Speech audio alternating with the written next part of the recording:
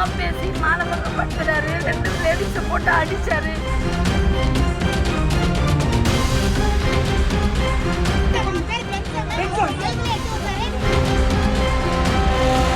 அவங்களும் ஹெல்ப் பண்ண வராங்க, ஹெல்ப் பண்ணவங்களும் விட மாட்டுறாங்க. சென்னை வியாசார்பாடியில் தீ விபத்தில் வீடு இழந்த மக்களுக்கு நிவாரண உதவிகளை வழங்க சென்ற தாவேக பெண் நிர்வாகியின் ஆடையை கிழித்து மானபங்கம் படுத்தியதாக காவல் ஆய்வாளர் மீது குற்றச்சாட்டு எழுந்துள்ளது. காவல் ஆய்வாளர் மீது நடவடிக்கை எடுக்க கோரி தாவேக கட்சியினர் அங்கு கூடி வாக்குவாதத்தில் ஈடுபட்டதால் பரபரப்பு ஏற்பட்டது.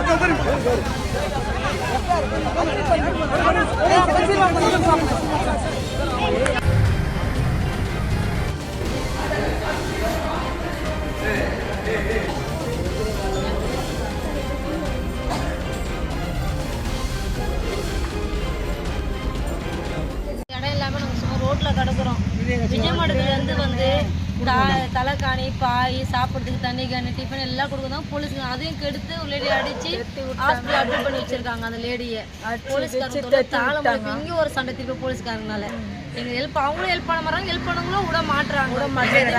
பாய் தலைக்காணி எல்லாமே கொடுத்தாங்க. கட்சியில தான் ஃபர்ஸ்ட் புடவை ஜாக்கெட் எல்லாம் கொடுத்தாங்க.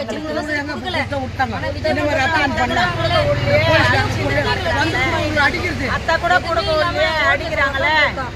நாங்க உட்காரத்துக்கு கூட இடம் இல்லாத நிக்கிறோம். நாங்க இப்ப ஒரு துணி இல்லாம உட்காரத்துக்கு கூட இடம் இல்லையா. என்னோட பேர் தமிழ்செல்வி. நான் தாவேக கட்சியில 37வது வட்டத்துல மகளிர் அணியா இருக்கிறேன்.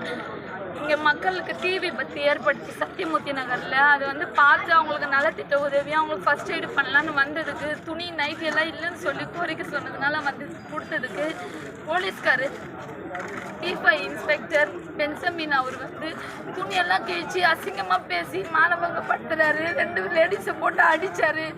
ஒருத்தவங்கள வயதில் எட்டி ஒதுக்கிறாரு. என் முகத்துல போட்டு அடித்து அசிங்கமாக பேசுகிறாரு. இங்கேயே நான் தீ குளிச்சுதான் சாவேன். நான் விடவே மாட்டேன் சார். நான் செத்துதான் போவேன். அவ்வளோ அசிங்கப்பட்டிருக்கு. இங்க இருக்கிற லேடிஸ் முன்னாடி துணியெல்லாம் கிழிச்சு இவ்வளோ அசிங்கப்படுத்தி முகத்துல எல்லாம் கீறி வச்சிருக்காரு. செய்திகளை உடனுக்குடன் தெரிந்து கொள்ள கீழ்கண்ட கேபிள் மற்றும் டிடிஹெச் நெட்வொர்க்குகளில் எம்நாடு செய்தி தொலைக்காட்சியை காணுங்கள்.